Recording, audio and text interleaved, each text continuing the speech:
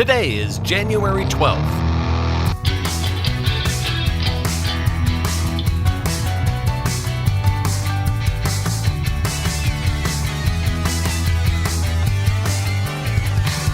It's the 12th day of the year, and this is the On This Day podcast.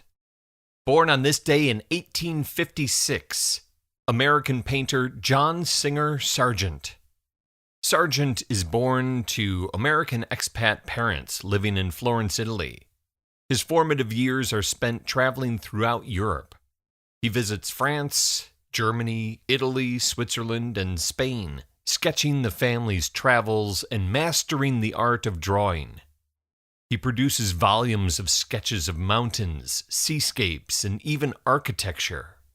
The young Sargent is passionate about landscapes. As a young adult, he focuses on an education in art. The influence of his instructor, French painter Carlos Duran, will be pivotal for Sargent. He's encouraged to move into portraiture. Portrait painting is an opportunity to promote oneself as an artist and, more importantly, earn a livelihood.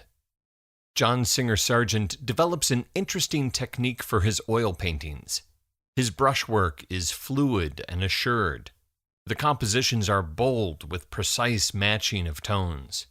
He makes numerous sketches of his subjects before starting an oil painting, his wrist practicing the movements that later translate into brush strokes. Sargent's work garners attention. The wealthy and famous seek him out, and his career takes off. His portraits are unique in that they reveal the individuality and personality of the sitters.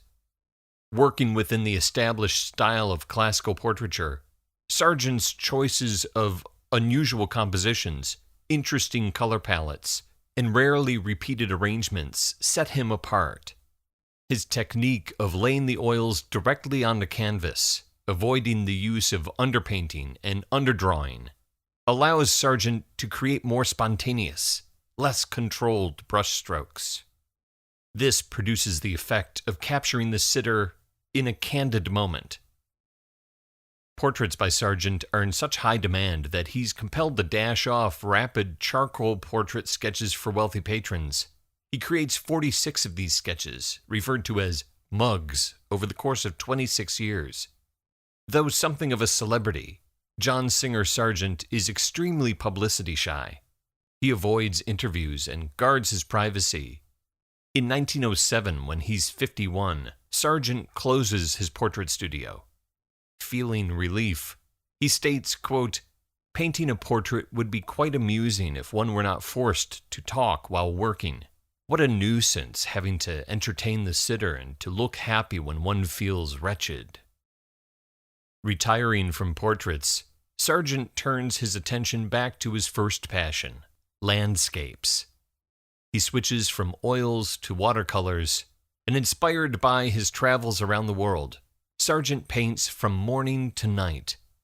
Of the over 2,000 watercolors he produces, the ones of Venice are most notable for their perspective from a gondola, and in my opinion, for their incredible depiction of water, shimmering water that he creates with just a few brushstrokes. During the First World War, Sargent is appointed an official British war artist. In 1919, he produces his most famous composition titled Gassed, a colossal painting showing soldiers blinded from gas attacks in trench warfare. And Sargent also paints murals, all of which can be found in Boston and Cambridge, Massachusetts. His largest murals grace the Boston Public Library. In April of 1925, John Singer Sargent, born on this day in 1856, settles into bed in his London home, a volume of Voltaire at his side. He passes away in his sleep from heart disease. He's 69 years old. There are 353 days left in the year. On This Day is produced by me, Dave Schultz. Thank you very much for listening. Today's episode written by Elizabeth Schultz. If you enjoyed the episodes Elizabeth writes, there will be more coming. I'm hoping to get her to do at least a couple episodes every week going forward for the next few weeks at the very least. Follow along on Twitter at OnThisDayPod. Again, that's at OnThisDayPod. Facebook /OnThisDayPodcast. Links to the show available at OnThisDayPodcast.com. And if you're still listening, here endeth the episode. Talk to you tomorrow.